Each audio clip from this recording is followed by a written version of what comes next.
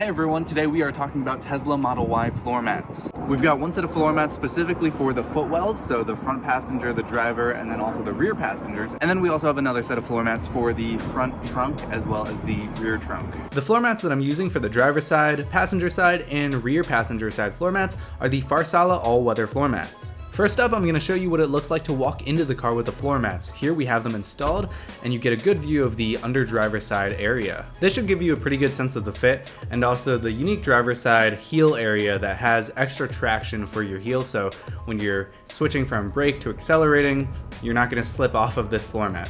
As you can see, I've been testing out these floor mats for quite a bit, so there's some dirt and dust all over the floor mats, and this is sort of what you could expect after a few weeks of use without really taking care of them that much.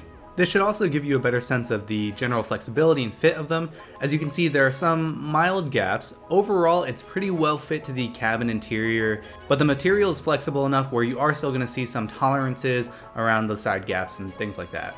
The backseat floor mats all around have a very similar fit and feel. Once again, there are those small minor tolerances, but the materials themselves feel very nice and high quality. The manufacturer calls these a semi-hard XPE foam interior, and they say it helps minimize foot fatigue and also serve as a sound barrier to give you a quieter ride. I'm not really sold on the quieter ride, but they do feel nice, and they are actually a little grippier than I thought they were going to be. I wasn't a huge fan of the idea of those pure plastic floor mats because I don't think they feel that nice. They feel kind of cheap to me, but these feel very high quality and also are very durable and seem to catch dirt quite well. As you can see here with the rear floor mats, my feet do tend to go over the dirt collecting ridges, so where the front passenger side and the front driver side have these really well designed, deep buckets where it's very rare that any dirt and dust is going to get outside of the floor mat. I do think there is a higher likelihood if you have a lot of rear passengers or kids that there might need to be some extra vacuuming that goes on, just because I think an average size adult is going to have feet that extend past those ridges somewhat frequently. But as you can see here with the front floor mats, they're really easy to just take out, sort of dust out, like knock around and get some of the dirt out. And this is also a pretty good shot of that anti-skid backing that keeps the floor mats in place. And even with all of that dirt on those floor mats, the underneath looks pretty clean. And once you're done getting rid of all the dirt and dust, they're actually quite easy to just put back in or install for the first time. You just put them in at the front end first and then fit in the bottom toward the basin where it just fits your Tesla. Not much else to it. How easy was that? Super easy. And then you could just get a wet wipe and just wipe it down. So here on the passenger side, I did want to test if a vacuum would be good enough. I have this handheld sort of hybrid Dyson one, and it worked. It got most of the big stuff. Honestly, just taking out the floor mats and just dusting them off was a much easier and better solution. And because they're all-weather floor mats, you can just hose them down. I think that's probably the best and easiest solution if you have access to a hose and can just do that, because as you can see here, they do a pretty decent job of trapping water in the ridges of the mat, and none of it's going to seep through, so you just take it out, hose it off, dry them off, and then put them right back in.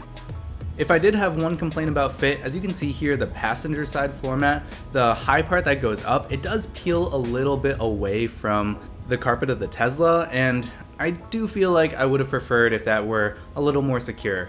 One other thing to point out for the front mats is that for the driver's side, you've got this nice area for your left foot to stand or just rest, but on the right side, your foot is still probably going to come in contact with that side carpety wall, so just that can still attract dirt.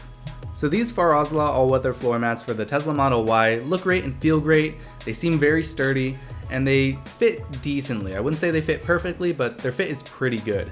Coming in at around $130, I think they make a great addition to your car, make it easier to clean, and also just if you're gonna be doing a lot of hiking, trekking in a lot of mud, you have kids, I think they do a great job of trapping all that sort of stuff and making sure that your Tesla stays nice and pristine as long as possible. Next up, we can look at the ThinSGO Tesla Model Y rear trunk and also front trunk all-weather PU leather cargo liners. The set that includes both of these liners is $50, so it's a relatively inexpensive way to just add a little bit of style to the back of your trunk and also protect the just plain carpet from scuffs, dings, and if you have any other sorts of heavy materials and you don't want to scratch that space up, this is not a bad option for that. One kind of funny thing to note is that the Tesla cable charging case has this almost Velcro-y underliner, so when you accelerate or if it's in the trunk, it's not going to slide around, but with this, it is going to slide around. So that's why I just keep it in the side pocket compartment. As you can see there, you still do have access to the deep trunk compartment. However, that sort of second one for the 5-seat Model Y that you can get to, that's a little farther and closer to those seats actually, that is harder to get to, and I do feel like those are going to be less accessible. Funnily enough, this is actually easier to vacuum just because it doesn't really trap dirt as well as the floor mats. And so if you want a quick and easy way to clean it, you can just vacuum it or wipe it down. Although I don't know how many people are super obsessed with how clean their trunk is, so you do you. Next up, we have the frunk floor mat. And to be honest, I find this one kind of funny because I'm gonna go ahead and open the frunk, but they're already plastic. The frunk is already a plastic bin, so it's not really gonna trap dirt. And even if there is debris in there, it's much easier to clean out because there's no carpet, right? You can just wipe it down or vacuum it out. But if you do want it, it does come in the set. And if you decide you like it, it is just easy enough to go and place in there. And you know what? Maybe it does add a little bit of continuity to the liners for your cargo areas. And so those were my reviews of the Farasla and ThinSGO mats. So I've got, once again, the Farasla are for the driver's side, front passenger and rear passenger footwells. And then the ThinSGO are for the rear trunk as well as the front trunk. Overall, I really like having them. I think they're a lot easier to clean, way easier to manage, and more weatherproof and resilient than the default Tesla mats. And also, I do think they just look and feel pretty nice. So thanks to both companies for helping me test them out. Hope you enjoyed this video, and thanks for watching.